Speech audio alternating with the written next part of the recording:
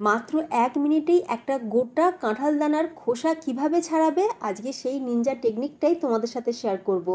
কাঁঠাল খাওয়ার পর আমরা অনেকেই দানাগুলো ফেলে দিই, তবে এই দানাগুলো ফেলে না দিয়ে খুব সহজভাবে খোসা ছাড়িয়ে দারুণ একটা কাবাবের রেসিপি তোমরা কিন্তু চটজলদি বানিয়ে নিতে পারো। আর এইভাবে কাবাবটা বানিয়ে গরম ভাতের সাথে হোক বা ডাল ভাতের সাথে খেতে কিন্তু দারুণ লাগবে। কাঁঠাল দানার খোসা ছাড়াতে কিন্তু সময় অনেকটাই বেশি লাগে, আর আমাদের ধৈর্য নিয়ে সেটাকে ছাড়াতেও লাগে। কাঁঠাল দানার ওপরে যে সাদা খোসাটা সেটা ছাড়ানো গেলেও ভেতরের যে লাল খোসাটা সেটা কিন্তু অনেকে ছাড়ায় না, অনেকে এই সমেতই রান্না করে, যার ফলে এই খোসাগুলো খাওয়ার সময় দেখবে মুখে তো পড়ে, ভালোও লাগে না। আবার এই খোসাগুলো আমাদের যখন পেটে যায় তো পেটের পক্ষেও কিন্তু খুবই খারাপই। তো সেই জন্য কাঁঠাল দানার এই যে লাল খোসাটা কিভাবে ছাড়াবে তার একটা নিনজা টেকনিকটাই আজকে তোমাদের সাথে শেয়ার করব। নমস্কার, বেঙ্গলি পাকশালায় তোমাদের সকলকে স্বাগত জানিয়ে আজকে ভিডিও শুরু করছি। তো ফ্রেন্ডস, যেমনটা তোমরা ভিডিও শুরুতেই দেখলে যে আমি এখানে কাঁঠাল দানাগুলোকে দুটুকরো করে কেটে নিয়ে তারপরে সাদা খোসাটাকে ছাড়িয়ে নিয়েছি। সাদা খোসা তো ছাড়ানো হলো, এবার আসবো লাল খোসা। লাল খোসাটা কিভাবে ছাড়াবো সেটাই হচ্ছে নিনজা টেকনিক। দেখো, এখানে আমি লাল খোসাটা ছাড়ানোর জন্য নিয়ে নিয়েছি একটা প্লাস্টিকের কন্টেনার। এখন আমরা কন্টেনারের মধ্যেই কাঁঠাল দানাগুলোকে দিয়ে দেবো। সবটা দিইনি, অর্ধেকটা দিয়েছি। এরপর যেটা করতে হবে সেটা হলো এখানে আমি দিয়ে দেবো উষ্ণ গরম জল। খুব বেশি কিন্তু একদম ফোটানো গরম জল নেবে না, তাহলে যেহেতু প্লাস্টিকের কন্টেনার তাই মুড়েও যেতে পারে। উষ্ণ গরম জল দিয়ে দিতে হবে, আর দিয়ে দিতে হবে হাফ পাতিলেবুর রস। যেহেতু আমি হাফ কাঁঠালের দানা নিয়েছি সেই জন্য হাফ পাতিলেবুর রস দিয়ে দিলাম চিপে। নিয়ে এবার আমরা ঢাকনাটা বন্ধ করে দিয়ে খুব ভালো করে ঝাঁকিয়ে নেবো। খুব ভালো করে ঝাঁকাতে হবে। এইভাবে যতটা ভালোভাবে ঝাঁকানো যাবে দেখবে যে খোসাগুলো কিন্তু অনেকটা কাঁঠালের দানা থেকে উঠে আসবে। এখন হয়তো তোমরা বুঝতে পারছো না, আমি যখন তোমাদের ঢেলে দেখাবো তখন তোমরা বুঝতে পারবে যে কত কাঁঠাল দানার খোসাটা পরিষ্কার হয়েছে। আমি কিন্তু কাঁঠালের দানাটাকে এই বোতলের মধ্যে 10 মিনিট এইভাবেই রেখে দিয়েছিলাম। 10 মিনিট এইভাবে রেখে দেওয়ার পর এবার কি করব, আমি একটা বোলের মধ্যে কাঁঠাল দানাটাকে জল সমেত ঢেলে নিলাম। আর জলটা দেখতেই পাচ্ছ কীরকম একটু ঘোলাটে জল হয়েছে। এখন যেটা করতে হবে, হাত দিয়ে খুব ভালো করে একটু ঘষে নিয়ে কাঁঠালের দানা থেকে এই যে লাল খোসাটাকে ছাড়িয়ে নিতে হবে। খুব বেশিক্ষণ কিন্তু লাগেও না, খুব সহজেই এই কাজটা কিন্তু হয়ে যায়। এক মুঠো করে হাতে নিয়ে ভালো করে একটু ঘষে নেবে, দেখবে খুব সহজেই কাঁঠাল দানার যে খোসাটা সেটা উঠে আসবে। পুরো কাঁঠাল দানার খোসা যে একদম উঠে আসবে তা কিন্তু নয়, গায়েতে হালকা হালকা থাকলেও সেটাতে কিন্তু কোনো অসুবিধা নেই। আমি কিন্তু কাঁঠালের দানার খোসাগুলোকে খুব ভালো করে ছাড়িয়ে নিয়ে তারপর আমি 2 থেকে 3 বার জল পাল্টে ভালো করে ধুয়ে নিয়েছি। জল পাল্টে ধুয়ে নেওয়ার পর এখন যেটা করব সেটা হচ্ছে আমরা কাঁঠালের দানাগুলোকে সিদ্ধ করে নেব। সিদ্ধ করার জন্য সসপ্যানেতে বেশ খানিকটা পরিমাণে জল দিয়ে জলটাকে গরম করে নিয়েছিলাম। ঠান্ডা জলে কিন্তু দেবে না, অবশ্যই জলটা গরম হয়ে গেলে তারপর দেবে। এখন আমরা দিয়ে দিচ্ছি অল্প সামান্য লবণ আর অল্প সামান্য হলুদ।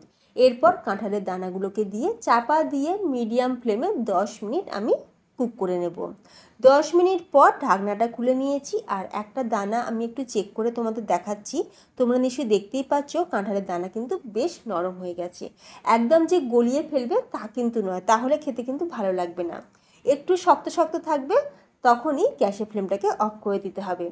এখন গ্যাসের ফ্লেমটাকে অফ করে দিয়ে কাঁঠালের দানাগুলোকে জল থেকে তুলে রেখেছি, তারপরে ঠান্ডা করে নিয়েছি। কাঁঠালের দানাগুলো দেখো এখন কিন্তু পুরোপুরি ঠান্ডা হয়ে গেছে। আমি একটা দানা তোমাদের ভেঙেও দেখালাম, তোমরা নিশ্চয়ই দেখতেই পেলে যে দানাটা কতটা সুন্দরভাবে নরম হয়েছে।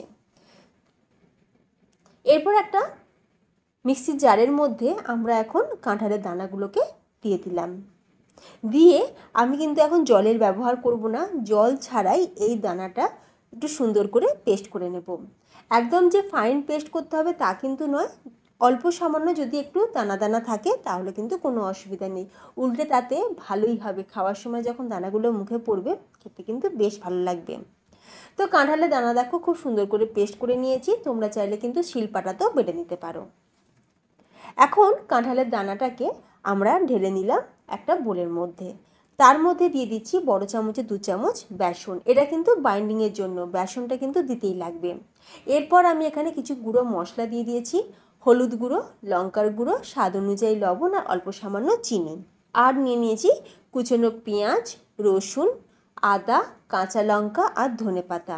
একটা মিডিয়াম সাইজের পেঁয়াজ ছোটো ছোটো করে চপ করে নিয়েছিলাম, 1/2 ইঞ্চি আদা যেটাকে আমি ছোটো ছোটো করে কুচি করে নিয়েছিলাম, রসুন এখানে 7-8 কোয়া রসুনকেও ছোটো ছোটো করে কুচি করে নিয়েছিলাম, আর নিয়েছি কাঁচা লঙ্কা আর ধনেপাতা। তবে কাঁচা লঙ্কার পরিমাণটা তোমরা তোমাদের স্বাদ অনুযায়ী বাড়িয়ে কমিয়ে নিতে পারো, তবে একটু ঝালঝাল হলে খেতে কিন্তু বেশ ভালো লাগে। সব কিছুকে এখন একটু ভালো করে মেখে নিতে হবে, হাতে প্রেস করে একটু ভালো করে মেখে নিতে হবে। এরপর এর মধ্যে দিয়ে দিচ্ছি গরম মশলার গুঁড়ো 1/4 টিস্পুন পরিমাণে, আর 1/2 চামচ দিয়ে দেবো গোলমরিচের গুঁড়ো। গোলমরিচ আর গরম মশলাটা দিলে দারুণ একটা ফ্লেভার আসবে, টেস্টও কিন্তু খুব ভালো হয়। এরপর অল্প সামান্য একটুখানি জল দিয়ে আমি এটাকে সুন্দর করে মেখে নিলাম। যেহেতু এটা একদমই ড্রাই হয়ে গেছিলো সেই জন্য একটু জল ব্যবহার করলাম। এরপর কিছুই না, এরপর আমরা কি করব, এগুলোকে কাবাবের মতন করে গড়ে নেব। এইভাবে প্রথমে ছোট বল করে নেব, তারপর সেটাকে হাতের মধ্যে দিয়ে এইভাবে প্রেস করে দিলেই সুন্দর মতন কাবাবের শেপ চলে আসবে। তোমরা কিন্তু গোল গোল বলও কিন্তু ভেজে নিতে পারো। তো দেখো ফ্রেন্ডস, এইভাবে তৈরি করে নিলাম একটা।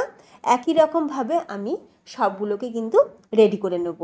খুব বেশিক্ষণ কিন্তু সময় লাগবে না, অথচ এই কাবাবগুলো খেতে এতটা টেস্টি হয় যে যাকে বানিয়ে খাওয়াবেন সে কিন্তু বুঝতেই পারবে না যে এটা কাঁঠাল দানার কাবাব তৈরি হয়েছে। অসাধারণ টেস্ট। সব কটা কাবাবের শেপ আমার দেওয়া হয়ে গেছে। এবার গ্যাসের ওপর একটা ফ্রাই প্যান বসিয়ে কিছুটা পরিমাণে সাদা তেল আমি গরম করে নিয়েছি। তেলটা গরম হয়ে যেতে একে একে কাবাবগুলো আমরা তেলের মধ্যে দিতে থাকবো। কাবাবগুলো তেলের মধ্যে দেওয়ার সাথে সাথে কিন্তু নাড়াচাড়া করা যাবে না, কিছুক্ষণ রেখে দিয়ে যখন দেখবে নিচের দিকটা কুক হতে শুরু করবে তখন এই রকমভাবে গরম তেল এই কাবাবের ওপরে আমরা দিতে থাকবো।